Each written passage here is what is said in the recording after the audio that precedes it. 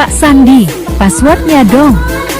Harga-harga murah, kerja mudah, P3 Barokah. Orang harus paham ini. Assalamualaikum warahmatullahi wabarakatuh. Warganet yang berbahagia, kita bersyukur hidup di Indonesia sebagai negara yang merdeka, sebagai tanah air kita. Mari cintai tanah air kita ini agar kita bisa melaksanakan perintah Allah dengan sebaik-baiknya. Survei teranyar Pilpres 2024 yang dirilis Indikator Politik Indonesia mengungkapkan temuan baru. Dari elektabilitas calon presiden, Menteri Pertahanan yang juga Ketua Umum Partai Gerindra Prabowo Subianto unggul tipis atas Gubernur Jawa Tengah yang juga bakal capres PDI Perjuangan Ganjar Pranowo. Sementara bakal capres Koalisi Perubahan untuk Persatuan Anies Baswedan berada di posisi ketiga. Temuan menarik muncul dalam skenario pasangan Capres-Cawapres. Prabowo bersaing ketat dengan Ganjar untuk memenangkan Pilpres. Bagaimana dengan simulasi 3 pasang? Ini dia, sekarang bisa cek di situ ya. Jadi kalau Anies berpasangan dengan AHY, Ganjar Sandi, Prabowo Erik, lagi-lagi 2 nama terakhir ini selisihnya tipis. Kalau misalnya Ganjar sama Erik lebih unggul kalau dibanding Prabowo dan Erlangga, selisihnya 4%, meskipun masih dalam margin of error. Bagaimana dengan kalau Anies sama Sandi sedikit naik itu ya, Anies Sandi sedikit lebih meningkat suaranya ketimbang Anies AHY. Nah, kalau Ganjar memilih Pak Nasaruddin, Pak Prabowo memilih Erik, Pak Prabowo gantian lebih unggul, selisihnya 4%. Jadi Erik punya daya ungkit sekitar 4%-an. Meskipun lagi-lagi tidak signifikan, tetapi selisih 4% dalam pertarungan yang ketat, terutama melawan Ganjar, menjadi krusial. Bagaimana kalau Anies AHY, Ganjar Erik, Prabowo Gibran? Per hari ini yang unggul masih Ganjar Erik dibanding Prabowo Gibran. Per hari ini ya kan, pemilunya masih 7 bulan lagi. Bagaimana kalau Anies AHY, Ganjar Pranowo, Prabowo Muhaimin, Ganjar Pranowo Erik, Prabowo Muhaimin? Hasilnya begini. Artinya semua simulasi dengan cawapres yang berbeda-beda, hasilnya kurang lebih konsisten dengan temuan saya di atas. Survei juga mengungkap skenario 2 putaran yang mempertemukan Prabowo versus Anies, Prabowo versus Ganjar, dan Ganjar versus Anies. Ada temuan menarik terungkap dari survei Indikator Politik Indonesia dalam skenario Pilpres masuk putaran kedua. Dalam simulasi head-to-head alias 1 lawan 1, Prabowo mengalahkan baik Anies Baswedan maupun Ganjar Pranowo. Putaran kedua Anies versus Pak Prabowo. Datanya begini, ini Pak Prabowo yang warna kuning, Anies yang warna biru. Jadi kelihatan Pak Prabowo makin jauh keunggulan kalau head-to-headnya lawan Anies. Bagaimana kalau yang masuk putaran kedua Ganjar versus Pak Prabowo? Awalnya Mas Ganjar unggul di sepanjang 2022, tetapi mulai disalib Pak Prabowo di Maret ya 2023 ke atas. Selisihnya kurang lebih sekitar 9%.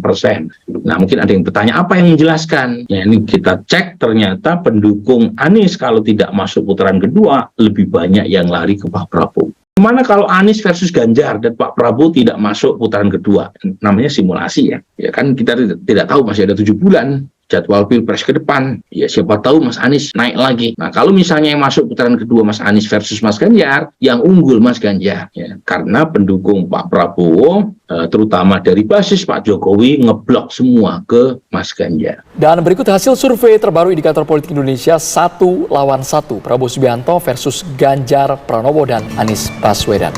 Kalau 1 lawan 1 pemirsa, Prabowo Subianto unggul tipis yaitu 36,8% dibandingkan dengan Ganjar Pranowo 35,7%. Kurang lebih sekitar 1% bedanya. Sementara Anies Baswedan berada di posisi terakhir yaitu 21,5%. Itu kalau head to head. Sementara itu pemirsa, kalau simulasi 3 capres-cawapres, jika Anies Baswedan dipasangkan dengan AHY, maka perolehannya bisa mencapai 21,4%. Kemudian kalau kita lihat juga jika Ganjar Pranowo dipasangkan dengan Erick Thohir 37,7%, dan jika Prabowo Subianto dipasangkan dengan Erlangga Hartarto maka mencapai 33,2%. Kalau seandainya dengan pasangan cawapres yaitu Ganjar dan Erick, ini tampaknya lebih unggul pemirsa. Kemudian kalau kita lihat bagaimana kalau Anies disandingkan dengan Sandiaga Uno, kemudian Ganjar Pranowo dengan Kiai Nasaruddin Umar, dan juga Prabowo Subianto dengan Erick Thohir, ternyata yang paling unggul adalah Prabowo Subianto 37%. Lalu kalau disandingkan pula Ganjar Pranowo dengan Erick Thohir, ini 37,3%. jika Prabowo Subianto disandingkan dengan yang lain, maka jumlah perolehan suaranya lebih sedikit. Kemudian jika Prabowo Subianto disandingkan dengan Muhaimin Iskandar, maka akan memperoleh 37,7%, sementara Ganjar Pranowo dengan Erick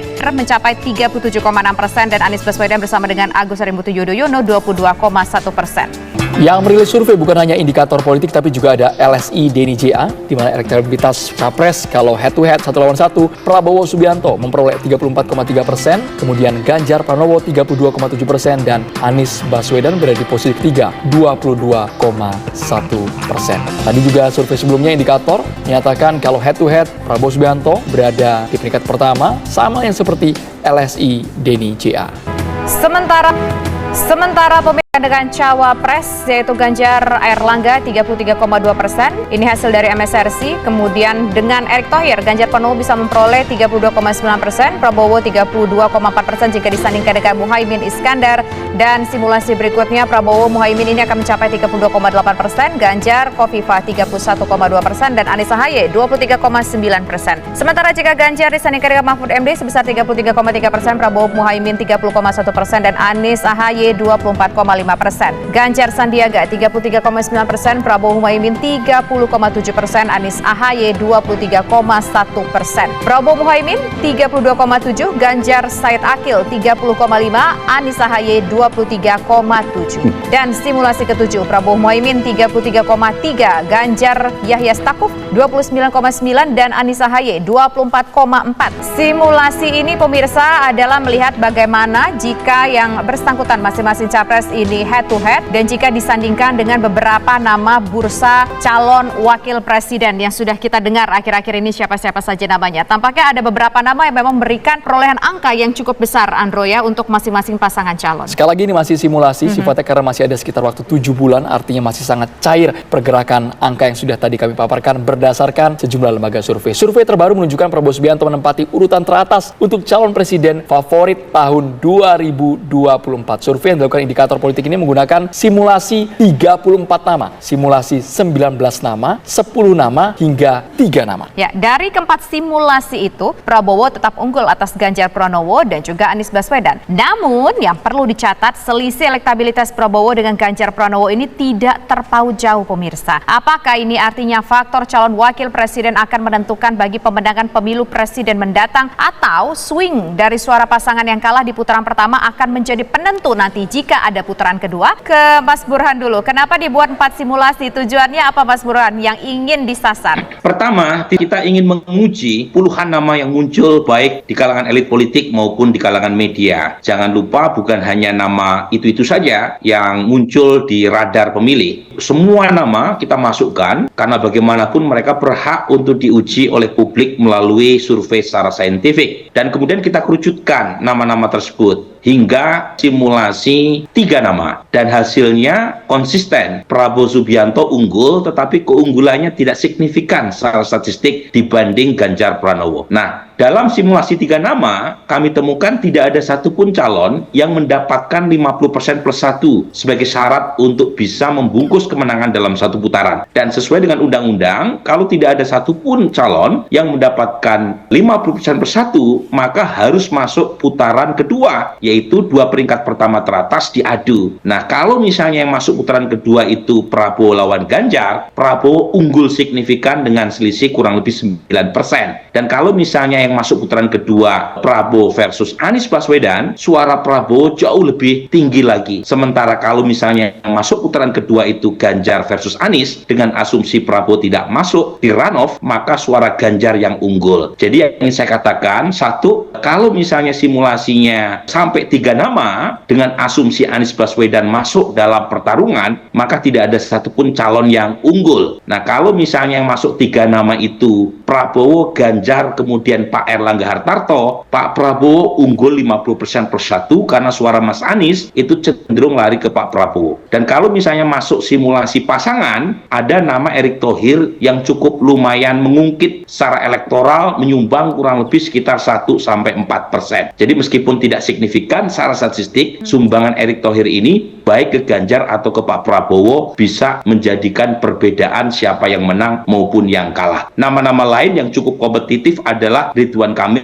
sebagai cawapres maupun Sandiaga Uno. Demikian Tisa. Mas Burhan, kami juga ingin tahu faktor penyebab ketika head to head 1 lawan 1 Prabowo Subianto unggul. Kemudian ketika Prabowo Subianto dipasangkan dengan Erick Thohir juga unggul tipis dibandingkan Ganjar dan juga Sandiaga. Nah, yang pertama adalah faktor pendukung Anies. Kalau tidak masuk putaran kedua, itu kecenderungan suara pendukung Anies lari ke Pak Prabowo jauh lebih tinggi ketimbang ke Ganjar Pranowo. Jadi penjelasan simpelnya begini. Jadi pendukung Anies ini kan sebagian besar dari data kami berasal dari basis lama Pak Prabowo, yaitu mereka yang memilih Pak Prabowo 2014 dan 2019. Jadi dalam universe itu suara Mas Anies itu diambil dari basis Pak Prabowo. Jadi kalau misalnya suara Mas Anies itu tidak cukup untuk mengantarkan masuk di putaran kedua, maka basis Mas Anies kembali ke asal, yaitu ke Pak Prabowo Subianto. Jadi pada titik ini Pak Prabowo diuntungkan kalau misalnya Mas Anies tidak masuk putaran kedua atau tidak ikut laga di 2024. Demikian juga kalau misalnya suara misalnya ya masuk putaran kedua adalah Prabowo versus Anies, Ganjar tidak masuk putaran kedua. Misalnya ya, ini namanya juga simulasi. Pendukung Mas Ganjar, terutama dari basis Pak Jokowi, itu juga cenderung lari ke Pak Prabowo ketimbang Mas Anies. Jadi Pak Prabowo itu diuntungkan karena posisinya ada di tengah. Nah, ini yang membuat dirinya secara head to head itu unggul signifikan. Meskipun kalau masuk sampai 3 nama itu tidak mampu ya Pak Prabowo unggul dalam satu putaran. Tapi minimal kalau head to head, kecenderungan Pak Prabowo untuk menarik pendukung yang masuk di putaran gagal masuk di putaran kedua itu lebih besar ketimbang lawannya. Mas Burhan, ini kan memang karena posisi Pak Prabowo dianggap saat ini berada di posisi netral, baik itu dari segi Ganjar Pranowo dan juga Anies Baswedannya. Nah, apa mungkin faktor-faktor dari Prabowo sendiri yang dilihat dari masing-masing simpatisan Ganjar Pranowo dan juga Anies Baswedan? Nah, jadi gini, memang kalau kita lihat data, kenaikan suara Pak Prabowo ini bukan semata-mata karena endorsement Presiden Jokowi. Jadi kemarin 79 slide kita paparkan, datanya crystal clear, ada 2 penyebab kenaikan suara Pak Prabowo. Yang pertama adalah mereka yang memilih Pak Jokowi 2019, yang memilih Pak Prabowo per Juni waktu survei kami dilakukan, itu 29% kalau kami bulatkan. Jadi udah ada 29%. Basis Pak Jokowi masih lebih banyak yang lari ke Mas Ganjar. Tetapi ini yang kedua, suara Pak Prabowo juga meningkat di kalangan basis lamanya. Jadi di Sumatera, Jawa Barat, Banten, itu overall basis lama Pak Prabowo di 2019 itu sudah mulai balik. Sebelumnya mereka sempat pindah ke Mas Anies, tapi belakangan naik. Total udah 51% basis lamanya yang memilih Pak Prabowo. Nah, pertanyaannya kenapa kan begitu? Salah satunya adalah perubahan. Satu adalah Pak Prabowo mampu menjaga karakter tegas yang selama ini jadi ciri khasnya. Yang kedua, di mata pendukung Pak Jokowi, Pak Prabowo sekarang seolah-olah menjadi bagian dari pemerintahan sekarang dan citranya itu dianggap lebih lunak gitu ya, lebih humanis dibanding sebelumnya. Jadi faktor-faktor itu yang membuat Pak Prabowo unggul,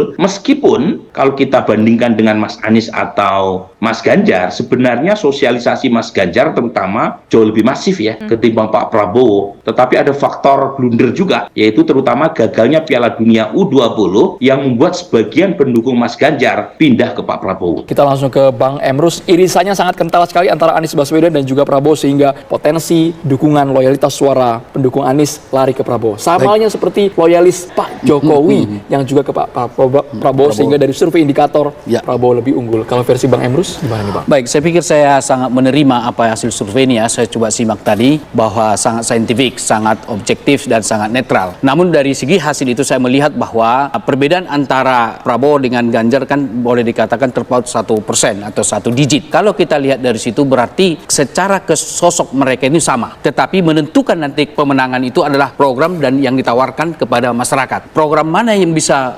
mensejahterakan masyarakat itu menjadi variabel utama. Karena dari sudut katakanlah sosok mereka relatif sama Prabowo dengan Ganjar. Tetapi dengan Anies saya pikir sudah sangat jauh ya. Nah, walaupun memang nanti bisa saja berubah seperti itu karena survei ini kan pada saat ini terjadi dilakukan pemilihan karena masih banyak waktu. Sangat tergantung bagaimana pengelolaan manajemen komunikasi politiknya ke depan ini. Demikian sebentar. Nanti kita masih akan membahas lagi. Kalau dilihat tadi nampaknya nama-nama yang memberikan peluang cukup besar untuk menang itu adalah nama Erick Thohir tadi ya. Betul. Nah, bagaimana kemudian melihat memotret soal nama-nama yang mungkin saja ada nama katakanlah seperti nama kuda hitam begitu. Apakah ada potensi-potensi seperti itu? Semoga Allah senantiasa menuntun kita di jalan yang diridhoinya. Aku qouli hadza, astaghfirullah li wa lakum. Wassalamualaikum warahmatullahi wabarakatuh.